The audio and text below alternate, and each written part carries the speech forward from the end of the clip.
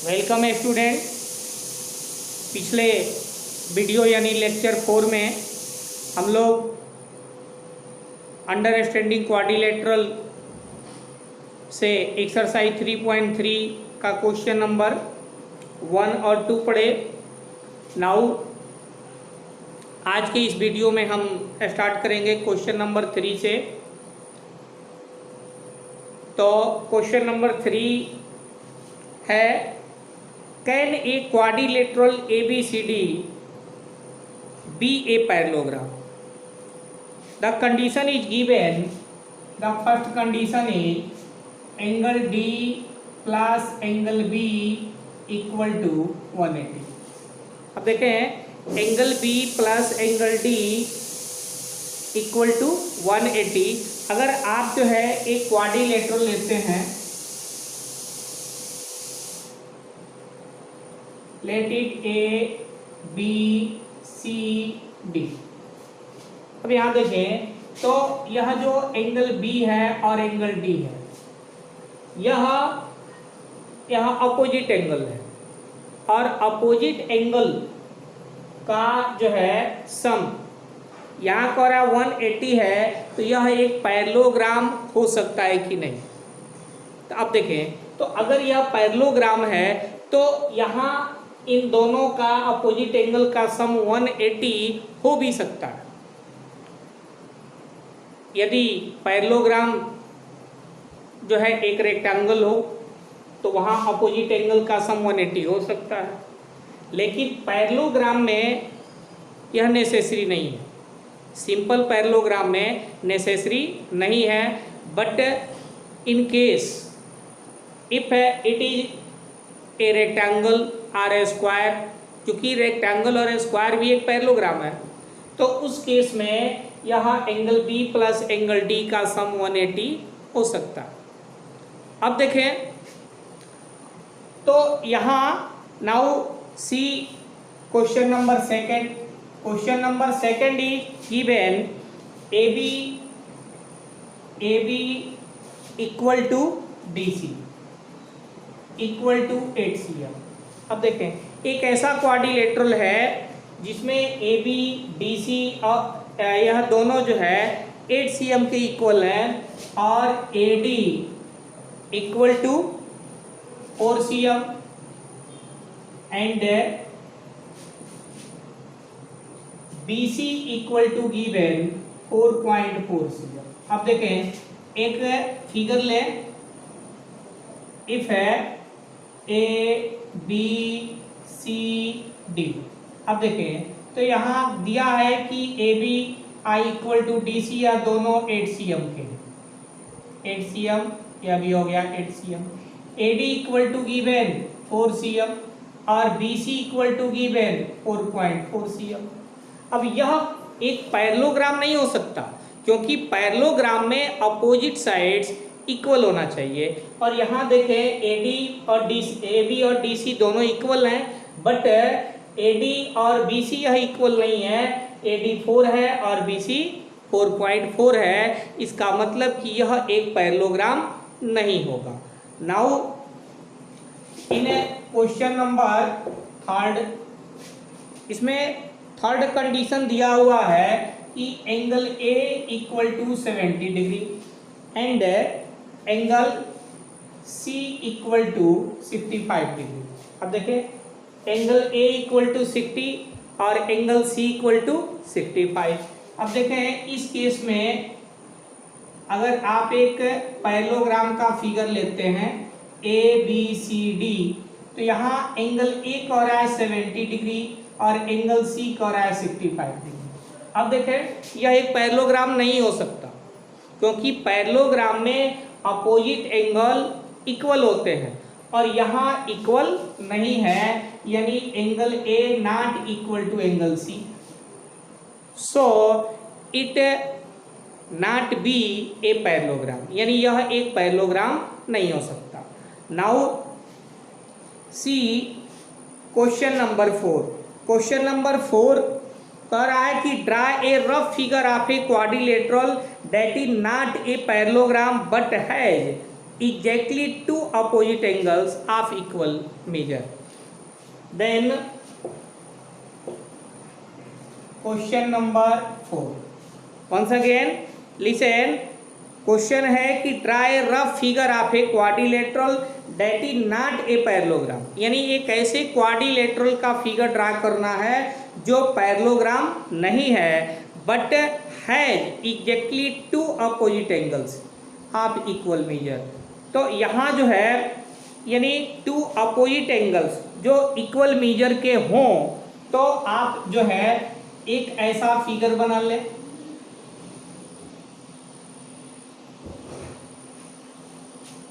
And opposite angle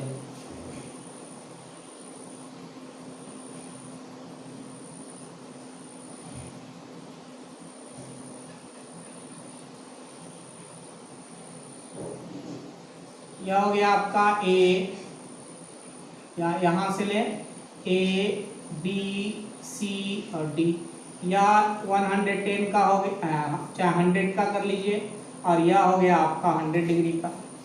तो जैसे कि आपका क्वेश्चन था कि एक ऐसे पैरेललोग्राम का फिगर ड्रा करना है जो एक पैरेललोग्राम नहीं है लेकिन अपोजिट एंगल्स वह इक्वल मेजर के हैं, तो यहाँ angle A equal to angle C equal to 100 degree. Now see question number 5. Question number 5 is given that the measure of two adjacent angles of a parallelogram are in ratio 3:2। एक parallelogram है जिसके adjacent angles 3 और 2 के ratio में है, 3 और 2 के ratio में है। तो find the measure of each of the angles of the parallelogram. तो उस पैरेललोग्राम का यानी given that ratio of two adjacent angles equal to 3:2। तो इस केस में अगर जो है यहाँ let first angle equal to 3x and second angle equal to 2x। अब we know that sum of adjacent angles of a parallelogram is 180। Here sum of adjacent angles of parallelogram equal to 180. So here 3x first angle हो गया and 2x यह second angle हो गया equal to 180. Now it is 5x equal to 180. So x equal to 180 by 5. Divide कर लिए 36, या x का value आ गया। So first angle equal to 3x, it mean 3 into 36, it is 108 degree. And second angle it is 2x, it mean 2 into 36, then it is 72 degree. इस तरह से जो है एडजेसेंट एंगल्स 108 डिग्री और 72 डिग्री हो गए। Now see question number 6. Question number 6 is saying that according to question two adjacent angles of a parallelogram have equal measure. अब देखें यहाँ जो है पैरेललोग्राम के two adjacent angles equal measure के हैं। Find the measure of each angle of the parallelogram. अब देखिए तो यहाँ we can write according to question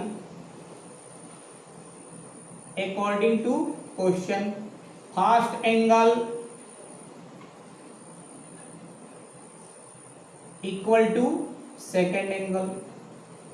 first adjacent angle लिखिएगा, first adjacent angle equal to second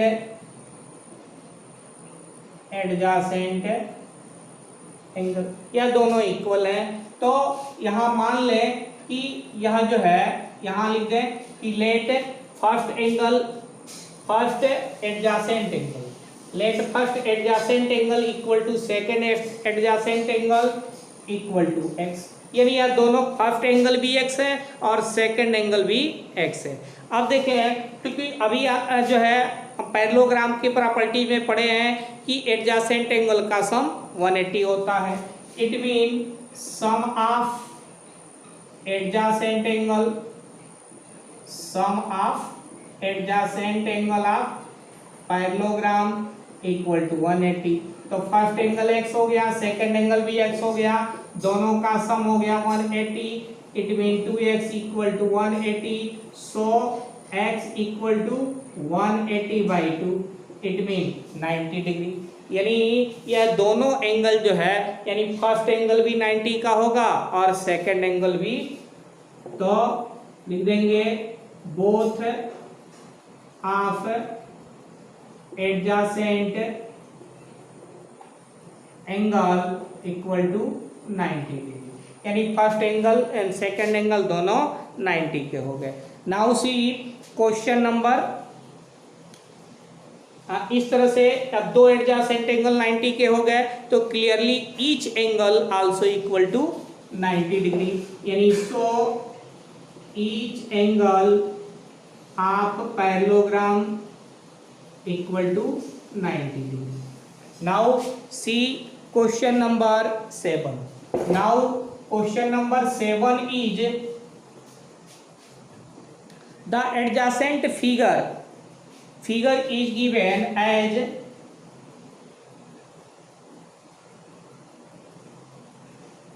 the name is given as Hope, HOPE, and given that diagonal है HP and it is Z degree, it is 40 degree and here Y degree and E corner पे X है, और यहाँ exterior angle जो है वह दिया है 70 डिग्री, या पॉइंट R हो गया।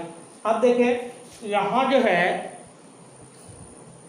यहाँ x y z इन तीनों का वैल्यू जो है हमें फाइंड करना है। तो यहाँ देखें, सबसे पहले यहाँ चूंकि हम पढ़ चुके हैं पैरेललोग्राम में कि जब जो है दो पैरेलल लाइंस को कोई ट्रांसवर्जल लाइन इंटरसेक्ट करता है तो अल्टरनेट इंटीरियर एंगल्स इक्वल होते हैं। तो यहाँ देखिए, यह जो एंगल है यानी 40 डिग्री, यह y के इक्वल है, यानी y इक्वल टू हो गया 40 degree, y equal to 40 degree. फिर यहाँ देखें, यहाँ जो है नाउ y इक्वल टू 40 हो गया। अब देखें तो इसमें जो है अब आपको फाइंड करना है,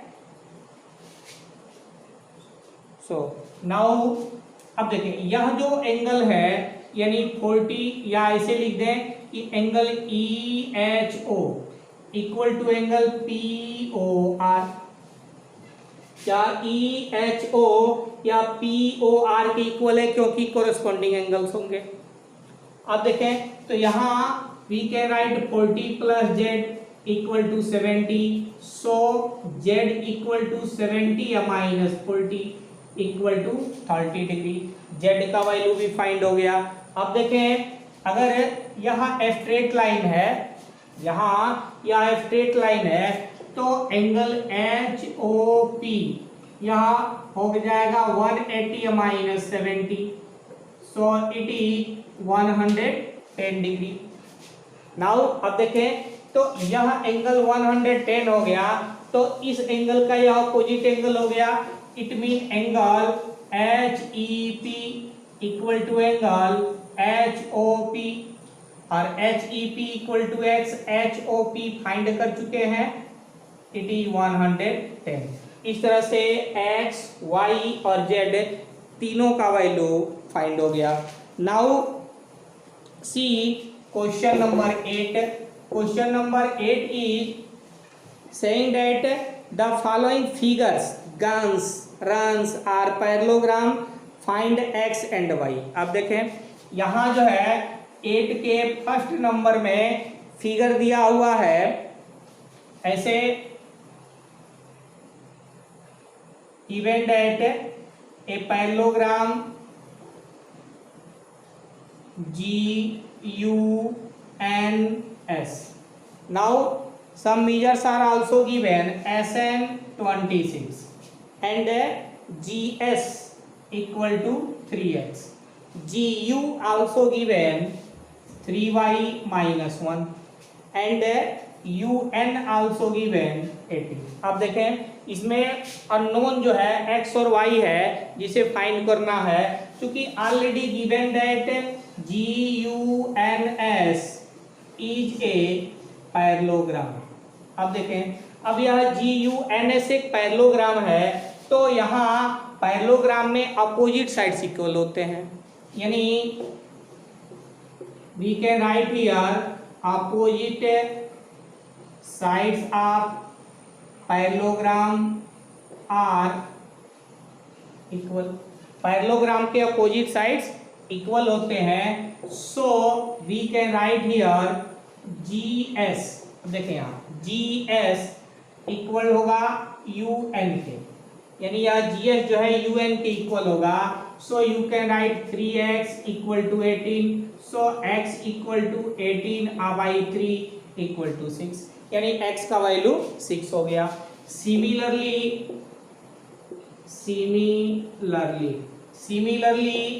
GU will be equal to SN।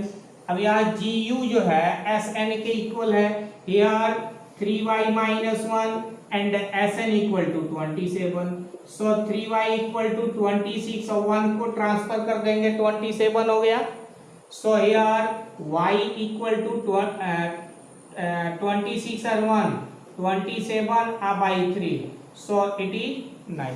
यहाँ जो है GU और SN इक्वल होंगे, अपोजिट साइड्स हैं, तो GU के प्लेस पे हम 3y माइनस 1 लिख दिए और SN के प्लेस पे 26 लिख दिए, अब 1 को ट्रांसफर कर दिए तो 26 प्लस 1 27 और 3 से डिवाइड कर दिए 9, यानी x और y दोनों का वैल्यू फाइंड हो गया। नाउ 8 का सेकंड नंबर जो है, सेकंड नंबर में फिगर ऐसे दिया हुआ है, also a parallelogram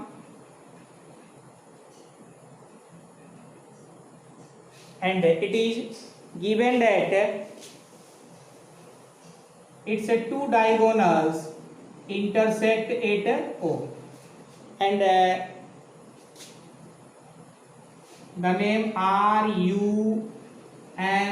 RUNS। now अब देखें यहाँ जो है SO is given 20 and OU is given y plus 7, RO is given 16 and ON is given x plus y। यहाँ भी देखें पैरेललोग्राम के डायगोनल्स जो है एक दूसरे को बाइसेक्ट करते हैं, diagonals of parallelogram bisect to each other, एक दूसरे को बाइसेक्ट करते हैं, तो यहाँ लिख सकते हैं diagonals of parallelogram bisect to each other, diagonals of parallelogram bisect to each other. तो यहाँ देखें, now you can write OU will be equal to SO। यहाँ OU जो है वह SO के इक्वल होगा, so y plus 7 equal to 20, so y equal to 20 minus 7, so y equal to 13 हो गया। Again here we can write, लिख सकते हैं similarly ON equal to OR। यहाँ ON जो है OR के इक्वल होगा, ON equal to x plus y and OR equal to 16। अब देखिए y का वैल्यू ऑलरेडी हम फाइंड कर चुके हैं, सो x y के प्लेस पे 30 लिख दिए, equal to 16, so x equal to 16 minus 13, so x equal to 3। इस प्रकार से x का वैल्यू 3 हो गया, y का वैल्यू 13 हो गया। यह हो गया आपका आंसर। तो नेक्स्ट वीडियो में दिया जाएगा, नेक्स्ट जो क्वेश्चंस हैं नेक्स्ट वीडियो में दिए जाएंगे। वीडियो को देखते रहिए और चैनल को सब्सक्राइब करते रहें ताकि नेक्स्ट वीडियो आपको इजीली प्रोवाइड किया जा सके। Thank you.